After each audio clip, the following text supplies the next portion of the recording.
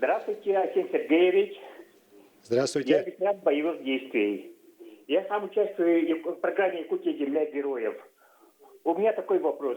Многие мои друзья, боевые сослуживцы, родственники, которые участвуют на СВО, не успели подать заявки на участие в кадровой программе «Якутия. Земля героев». Если в этом году они не успели подать заявку, когда можно будет им это сделать? Спасибо. Спасибо. Спасибо. Знаете, вот когда мы нашу кадровую программу начали, я сразу сказал своим коллегам, что вот именно у нас в республике будет очень большое количество желающих в ней участвовать. Потому что я знаю наших ребят, которые на специальной военной операции находятся, знаю их устремления, знаю их патриотизм, знаю их желание сделать нашу республику сильнее, лучше.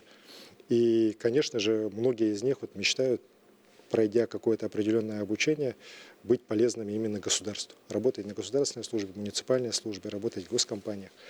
И я считаю абсолютно правильно. Это их желание. И считаю, что абсолютно правильно наш президент Владимир Владимирович Путин поступил, когда в целом по стране программу запустил «Время героев».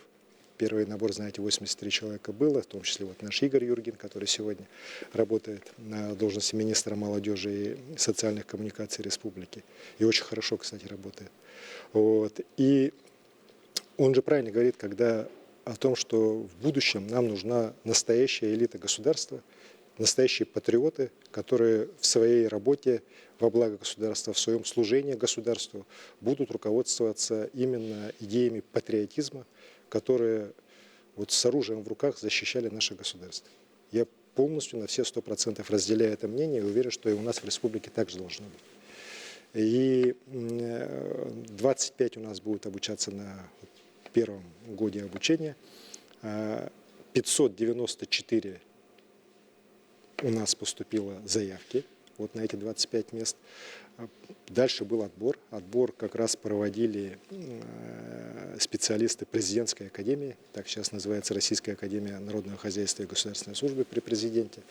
Сейчас после предварительных отборов осталось 293 человека, по-моему. Да? Со всеми ними сейчас идет собеседование, там, где возможно очное, там, где нет связи, онлайн собеседование. И где-то к концу июня, в июне месяце у нас определятся 25 человек, которые будут проходить обучение. Обучение будет идти год. Через год они получат диплом о профессиональной переподготовке Высшей школы инновационного менеджмента. И еще раз говорю, будут полностью все зачислены в кадровый резерв Республики Саха-Якутия. И я вам точно гарантирую, что мы их будем использовать именно на назначение уже на различные государственные должности, муниципальные должности, на работу в крупных государственных компаниях. Ну и если есть возможность, не только в государственных компаниях.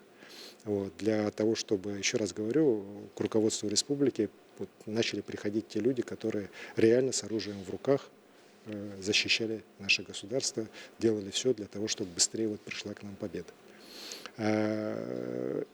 Еще 25 ребят, которые прямо сейчас находятся на линии СВО, поэтому по разным причинам не смогут принять участие на этом потоке, они будут отобраны уже в кадровый резерв этой программы, и по мере их демобилизации они сразу смогут уже в программу эту уже включиться и начать обучение.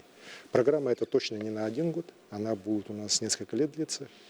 И уверен, что те ребята, которые в силу разных причин не успели подать документы, а таких на самом деле много, ко мне даже звонили там тоже мои хорошо знакомые, которые со СВО вернулись, что день не успели, 2 не успели, что-то там не работало у них так.